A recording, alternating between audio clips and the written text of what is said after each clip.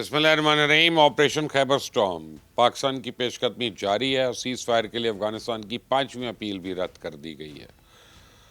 ملا متقی اور اجیت دیول دلی میں سر جوڑ کر بیٹھ گئے ہیں۔ مشرق وسطیٰ کے لیے آج کا دن تاریخی حیثیت کا حامل ہے۔ طویل عرصے سے غزہ میں جاری خونریزی کا آج اختتام ہونے جا رہا ہے۔ مصر کے شہر شرم الشیخ میں صدر ٹرمپ کی زیر صدارت ایک تقریب میں اسرائیل اور حماس کی قیادت نے امن معاہدے پہ دستخط کر دی ہیں۔ وزیر اعظم پاکستان شہباز شریف بھی اس تقریب میں شریک ہوا اور اس تقریب سے قبل حماس نے تمام اسرائیلی یرغمالیوں کو رہا کر دیا۔ ان یرغمالیوں کی تصویریں اور رہائی کا عمل آپ اپنی اسکرین پر دیکھ سکتے ہیں۔ تو معاہدے کے تحت اسرائیلی فوج اب غزہ کا کنٹرول چھوڑ دے گی اور ایک طے شدہ لائن کے پیچھے چلی جائے گی۔ اس غیر معمولی پیش رفت کے بعد صدر ٹرمپ کی جانب سے دیے گئے روڈ میپ کی پہلی شق پہ عمل درآمد ہو گیا۔ اگلے چند روز میں غزہ میں عبوری حکومت بنانے کے لیے ٹیکنوکریٹس کا نام فائنل کیے جائیں گے اور ان کے بعد غزہ کی تعمیر نو کا سلسلہ شروع ہو جائے گا۔ حماس کے رہنما خلیل الحیا نے اس تاریخی موقع پر اپنے پیغام میں کہا ہے کہ آج کا دن اس بات کی گواہی دے گا کہ خوفناک تباہی اور نقصان کے باوجود اسرائیل غزہ پہ قبضہ نہیں کر سکا۔ ہم نے امن کو پوری یکسوئی کے ساتھ موقع دیا۔ دنیا دیکھ سکتی ہے کہ مذاکرات کے دوران یا بعد میں ہمارے کندھے جھکے ہوئے نہیں ہیں اور ہمارے سر بھی سلامت ہیں۔ حماس ہاری نہیں ہے۔ میز پر آنے والے معاہدے اور طے ہونے والے معاہدے میں زمین آسمان کا فرق ہے اور یہ حماس کی واضح جیت کا ثبوت ہے۔ صدر ٹرمپ نے جہاں اس وحشیانہ جنگ کے خاتمے پر اطمینان کا اظہار کیا، وہاں انہوں نے پاک افغان جھڑپوں پہ تشویش کا بھی اظہار کیا۔ سنیں ذرا پریزیڈنٹ ٹرمپ اس جنگ کے بارے میں کیا سوچ رہے ہیں۔ This will be my 8th war that I've solved. And I hear there's a war now going between Pakistan and Afghanistan. I said, I'll have to wait till I get back. I'm doing another one because I'm good at solving wars. I'm good at making peace. And it's an honor to do it. I saved millions of lives. Millions of lives. Now, in all fairness to the Nobel Committee. تو کیا president Trump Pakistan اور افغانستان کے درمیان جنگ بندی کروانے کی پیشکش کر سکتے ہیں؟ کیا وہ شرم الشیخ میں شہباز شریف سے اس ایشو پہ کو بات کریں گے؟ ابھی اس بارے میں کچھ کہنا قبل از وقت ہے، لیکن مجھے لگتا ہے کہ جب تک افغانستان کی موجودہ رجیم جنگ بندی کے لیے پریزیڈنٹ ٹرمپ کے ساتھ کوئی رابطہ نہیں کرے گی، تب تک تو اس سلسلے میں کوئی کردار نہیں ادا کریں گے۔ انہوں نے پاک بھارت جنگ کے دوران بھی اس وقت تک مداخلت نہیں کی تھی جب تک مودی ان کے قدموں میں نہیں پڑ گیا تھا اور سیز فائر کی بھیک نہیں مانگی تھی۔ تو افغانستان کی موجودہ رجیم اس وقت مکمل طور پہ بھارت کے زیر اثر ہے اور دلی میں موجود افغان وزیر خارجہ جس طرح بھارت کی زبان بول رہے ہیں، اس سے تو لگتا ہے انہوں نے بھارت کے تجربے سے ابھی کچھ سیکھا نہیں ہے۔ یہ بات میں اس لیے بھی کہہ رہا ہوں کہ دلی میں موجود افغان وزیر خارجہ ملا متقی نے آج اجیت دیول کے ساتھ ایک طویل ملاقات کی۔ افغانی طالبان کی اتنی آؤ بھگت پر بھارت کے اندر سے آوازیں اٹھنا شروع ہو گئیں اور میں آپ کو بھارتی تجزیہ کاروں اور معروف اداکار نصیر الدین شاہ کی گفتگو سنواتا ہوں۔ سنیں ذرا عام بھارتی جنتا کس طرح مودی سرکار پہ تھو تھو کر رہی ہے۔ اور جیسا کہ مرزا غالب ایک عرصہ پہلے فرما گئے ہیں، میرا رشتہ اللہ میاں سے بے حد بے تکلف ہے، مجھے سیاسی مذہب کی کوئی ضرورت نہیں ہے۔ ہندوستانی اسلام ہمیشہ دنیا بھر کے اسلام سے مختلف رہا ہے اور خدا وہ وقت نہ لائے کہ وہ اتنا بدل جائے کہ ہم اسے پہچان بھی نہ سکیں۔ کیوں چھوڑ دیا آپ نے اس طرح کے لوگ، طالبان جیسے لوگ آپ نے عورتیں، لیکن کیونکہ آپ جو ہے پاکستان سے اتنا ڈرے ہوئے ہیں کہ آپ کو طالبان کے آگے سرنڈر ہونا پڑ رہا ہے۔ آج آپ کو پاکستان کا اتنا ڈر آپ کے دماغ میں سمایا ہوا ہے کہ آپ نے طالبان کو دوست بنا لیا کہ ایسی کیا آفت آ گئی؟ مطلب کون ہے طالبان کے پاس ایسا کیا سادھن ہے؟ مطلب پاکستان سے ڈرنے کے لیے لڑنے کے لیے آپ کو ایک یہی ملا تھا۔ سندھور آپریشن چلایا گیا تو ہمارے آس پاس کوئی نہیں تھا۔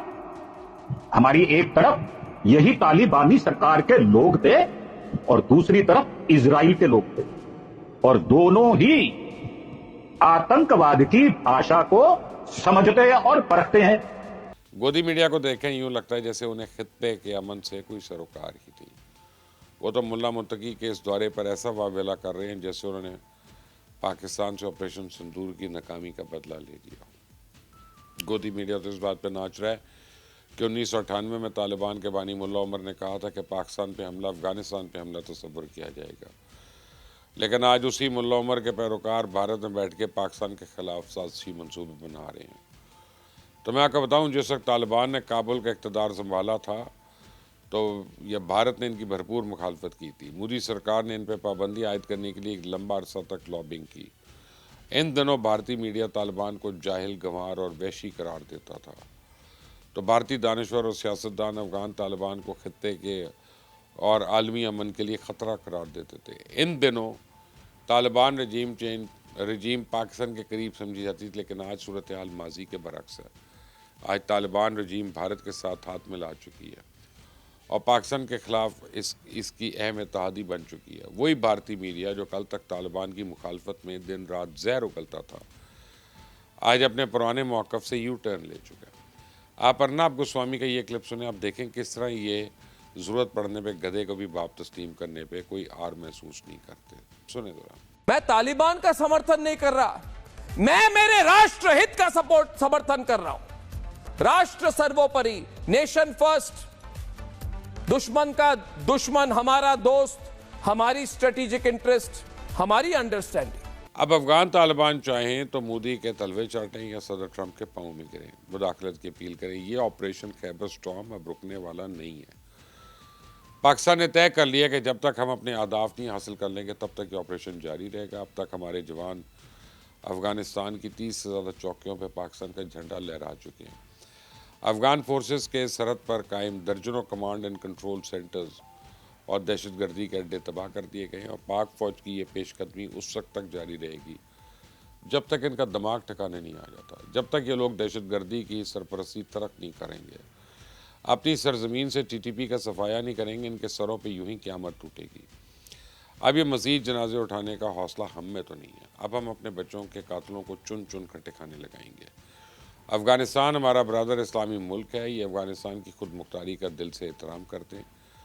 مجھے اس بات کا احساس ہے کہ افغان فورسز کا ہمارے ساتھ کوئی مقابلہ نہیں ہے، لیکن مسئلہ یہ ہے کہ یہ لوگ تجارت کی بات تو کرتے ہیں لیکن تجارت کے لیے اپنے راستے نہیں کھولتے۔ دن میں ہمارے ساتھ دوستی کا دم بھرتے ہیں، رات کی تاریکی میں ہمارے دشمنوں کے ساتھ ساز باز کرتے ہیں۔ تو افغانستان پہ مسلط اس ٹولے نے امن کی خواہش کو ہمیشہ ہماری کمزوری سمجھا۔ یہ لوگ غلط فہمی میں مبتلا ہیں کہ انہوں نے اکیلے ہی رشیا اور امریکہ کو شکست دی، اسی بار بار پاکستان کو دھمکا رہے ہیں۔ طالبان رجیم کو یہ بات اچھی سے سمجھائی جانی چاہیے کہ پاکستانی 7 سمندر پار واقع نہیں ہے، بلکہ اس کے ہمسائے میں، اور جب چاہے اس کا ٹینٹواں دبا سکتا ہے۔ تو پاکستان نے ماضی میں بھی کبھی ان کی بلیک میلنگ قبول نہیں کی، آئندہ بھی ان کی دھونس دھاندلی برداشت نہیں کرے گا، بلکہ اینٹ کا جواب پتھر سے دیں گے۔ تو میں کابل انتظامیہ سے خصوصی درخواست کرنا چاہتا ہوں، انہیں بتانا چاہتا ہوں کہ ہم نے غوری، غزنوی اور ابدالی میزائل مشرق کی جانب جھانکنے کے لیے بنائے تھے۔ پلیز ہمیں مجبور مت کریں، ایسا نہ ہو کہ ہمیں ان میزائلز کا رخ مغرب کی جانب موڑنا پڑ جائے۔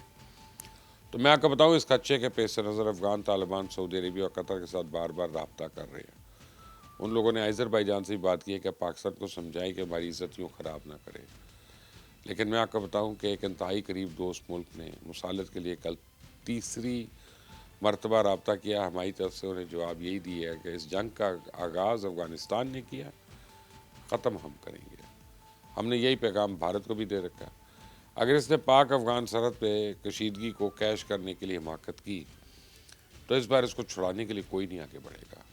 بھارتی بحریہ نے بحر عرب میں اپنے جنگی بیڑے اتار کر دیکھ لیے، بھارتی ایئر فورس نے بھی ہمیں مروب کرنے کی کوشش کر کے دیکھ لی، اب انڈین آرمی بھی اپنا شوق پورا کر لے۔ انشاءاللہ اس کا بھی وہی اشر کریں گے جو کبھی خواب میں پاکستان پر حملے کا نہیں سوچیں گے آئندہ۔ اس چینل کو سبسکرائب کریں، بیل آئیکن کو پریس کریں۔ اللہ حافظ۔